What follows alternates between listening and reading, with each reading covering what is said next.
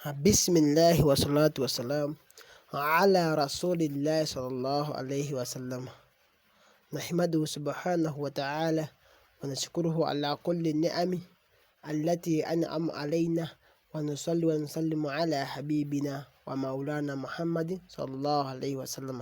Abooluganda abalungi, tumugenda Allah subhanahu wa ta'ala tumwebaza buli kyengera kyonna kyajja nga atugabirira. Tumusaba Allah subhanahu wa ta'ala asse okusaasira ebyengera n'emirembe ku Nabbi waffe Muhammad sallallahu alaihi wasallam. Mu kaseera kano tujja kubeera nga tulaba edduwa omuntu z'alina okubeera ng'akozesa mu kiro ekya Laylatul Qadri. Oba dduwa ki eri afdal esinga okuba ey'enkizo okubeera ng'omuntu akolesa mu kiro ekyokugera oba mu kiro ekya Laylatul Qadri kyetulinze ffenna. Hadithi eva ku Aisha egamba nti an Aisha radiyallahu anha qalat qultu ya Rasulallah ara'ayta in alimtu ayyu laylatin Laylatul Qadri ما أقول فيها قال قولي اللهم إنك عفو تحب العفو فاعف عني رواه الترمذي. Hadithi eyo yevaamu edduwa omuntu gy'alina okubeera ng'akozesa mu kiro eky'okugera oba mu kiro ekya Laylatul Qadri. Agamba bw'eti hadithi ng'eva ku Aisha radiyallahu anha, Allah amusiime, yagamba nti qultu ya Rasulullah, yagamba nti nabuuza ya Rasulullah, obange gwe omubaka wa Allah sallallahu alaihi wasallam.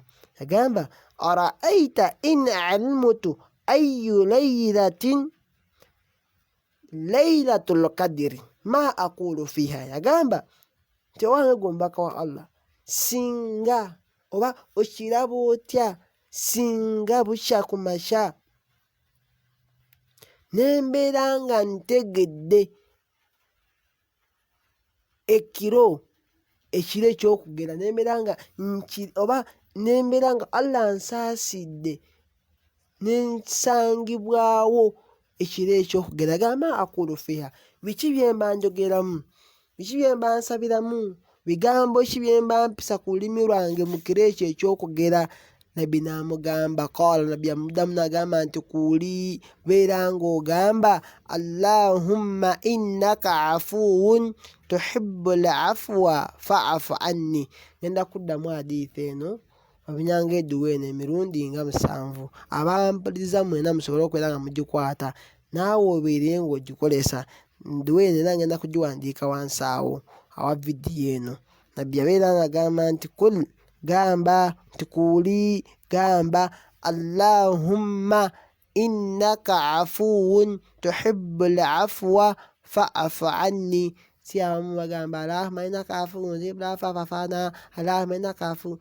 Gamba ebigambo ng'obyatula bulungi nga biva ku lulimi bulungi ne ku mutima ng'obiwulira nti Allahumma innaka afuwun tuhibbul afwa fa'fu anni, Allahumma innaka afuwun tuhibbul afwa fa'fu anni. Beera ng'oyogera ebigambo ebyo ng'obijja ku mutima ng'obiddingana emirundi gy'oyagala nti Allahumma, ayi Allah mulezi wange, o my Lord, o Katonda wange, innaka afuwun, mazima ggwe oli musonyiyi, mazima ggwe oli musonyiyi, tuhibbul afwa, era oyagala nnyo okusonyiwa, fa'fu anni, nkusaba onsonyiwe.